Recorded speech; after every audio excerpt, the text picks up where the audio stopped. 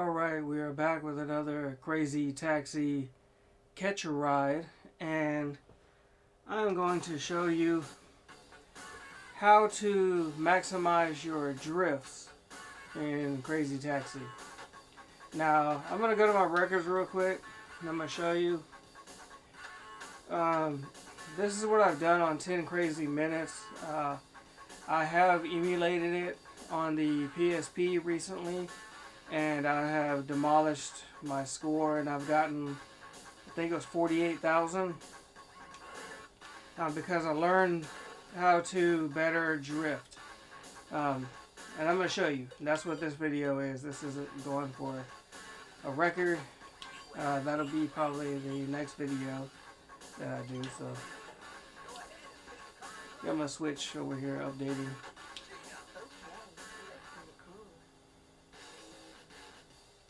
Okay, so I'm also playing with a new controller. This is the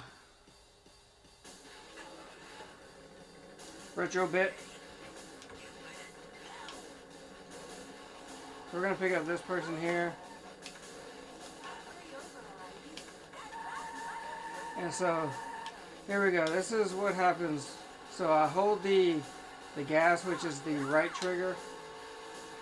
And you don't have to let it off at all when you get into the drifting you want to do. I'll wait until the straightaway so I can, keep explaining. And so what you want to do is you want to hit reverse and drive, just like that. When you hit a vehicle, it cancels it out. So you want to hit reverse and drive, and then pretty much anytime you turn, you're going to start going into your drifts. It's real crazy when going downhill. That's probably when it's the most crazy. So reverse, drive, and then you start moving left and right. Well, what I was doing initially, let's see if I can get this going here, was I would reverse drive, and then I'd go just like this. And so my combos were always in the red. And so even another YouTuber in a video from, a year ago or whatever was questioning, I don't understand. I think he goes by DAU. I think he goes by Do. And so he was even questioning at one time. He was like, why is it, the combos are much higher? And so I think I have figured this out. So reverse drive. You want to keep your left and right shorter. Of course, you can't maintain it the whole time because you have to turn, but keep them shorter. Just go back and forth. This is very thumb tiring, but it works.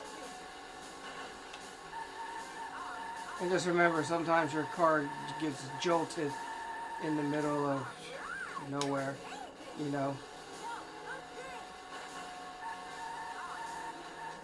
So that cancels out my combos, so you would have to start over, and my combo money would cancel out and go back down to the minimum until I build it back up. But I got 25 seconds, so just keep doing this. As you see, when I did a U-turn there, they went back into the red. So keep them short. And then there's a fare right there, which is $3,547, right? So I'm not going to pick up anybody over there. I want to go over here to the Crown Arena, pick up this guy because he gives me like 230 something seconds or something stupid. See, 235 seconds. So he's the guy you want to make sure you pick up so you can get your drifts going. See, but of course you have to drive and kind of steer. So your combos are gonna go down, but keep them short. and your money goes up faster. See how it's yellow and green? It is because the game has lag. It's hard, like, to maintain it. Like, my thumb, my hand starts getting cramping over this, like, for real. Like, it really gets tired from just doing a 10 crazy minute run, you know, because you have to hold the buttons. So again, you know, you're holding the gas, which is, if you set it to, let's see, now my combo is back down to 0. What I could have done is just like slowed down and went around them just to keep the combo, but I'm not, you know, too concerned with it. And then my dollars would have been up already. See, going uphill is a little bit easier. It's not as bad as going downhill. Downhill, it seems more sporadic, like you have less control. Going around vehicles uphill or downhill, it's gonna mess you up probably, especially if you can't see them. Like when that happened right there, I could have easily messed up. And so even in this area, you may not want to drift. Just depends how good you get at the game. You know, faster speeds makes it much harder, but I would say just power through it at a fast speed, and then just, you know, come to this straightaway and don't hit that car. So what you do, again, you don't let off your gas trigger if that's what your button combo for your controllers are set to. And you hold it the whole time. And then while you're driving, all you do is press reverse and gas. And then you can go reverse, gas, and then, like, I'm not doing anything. Watch. See? You're just like when you're ready to do it. It'll hold on.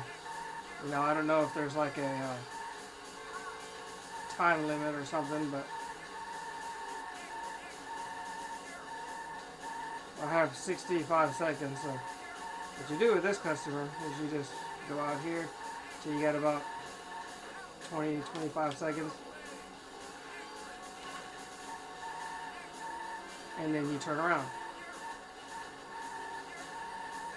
Maybe even sooner because I keep hitting cars.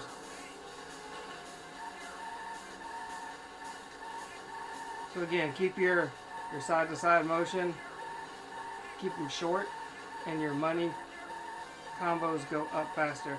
Your actual combo number goes up slower, which is weird. But the more you turn your car side to side, the combo goes up faster, but the dollar amount goes up slower. Get it? I don't know. It's hard to explain exactly what's happening there, but you know, that's a almost $10,000 fare. I'll pick her up.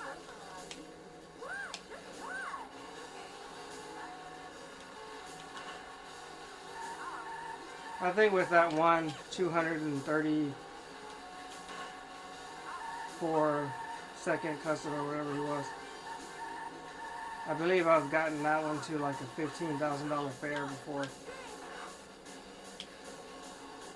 But you got to be able to drift like this the whole way, try not to hit anything.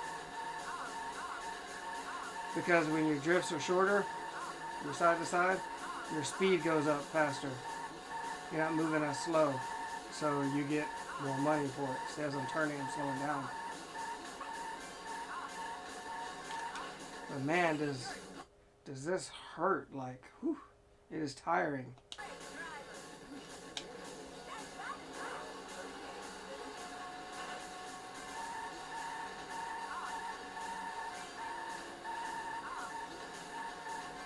And sometimes, you know, you gotta like fully turn like this, do this crazy stuff. See how the money goes lower? Your combos go up faster, but your money's lower per combo, I guess. Sometimes you gotta do it so you can steer and dodge vehicles. You want this guy because he takes you back to the cable car top. Like as far as this whole drifting thing, 10 crazy minutes trying to get high score, I've already kind of picked out the customer preference that I like, because you have to pick up the one who gives you the OP customer who gives you 235 seconds. Because if you don't, then you have to stop, get another customer who gives you, you know, less time or whatever. You want to continue going with one customer as long as you can. And you want to make sure that you actually drop them off. I've had some that I didn't think I was going to make it because I literally stopped when the timer ran out. And it took it. I was kind of surprised about that. But I was like, man, I know I was a fraction of a second late, you know, something like that.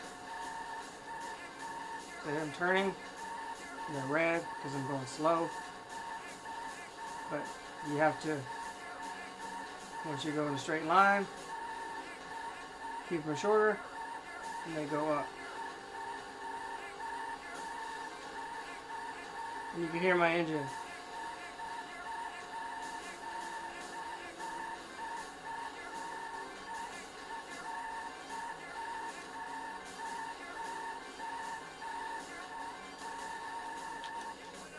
Now I'll stop right there, and there's 20,000, which is pretty weak, but you get the idea. So that's really the point of this actual video, is just to show you how to maximize your drifts. So see, that's like terrible compared to what I can normally do, but I don't know if it's this controller is new. The D-pad is much better, but once I learned this whole thing of drifting side to side with a shorter press, you know, where it's like go, go, go, go, go, left to right, just like that, it's more tiring. You know, before it was just like, oh, just hold left, right, left, right, and your combo number would soar up much faster when you do that, because as you're drifting, it would count up. So like you're in the middle and you move to the left, it might count 3 or 4, and then you come back and you got 3 or 4, and then you got 3 or 4 going that way, and then back you got like 3 or 4. I don't know the exact number, but it's something like that, right? But your dollars stay in the red when you do that, and your car moves slower. So what you want to do is move it slower, where you're going like this, back and forth, and you'll drive faster, and your combos will go up slower, but your dollar amount will go up much faster. And, you know, other than saying it that way, I really don't know how to explain what's going on there. But you're going to still have to do this over turning drifting to go around turns and to dodge vehicles.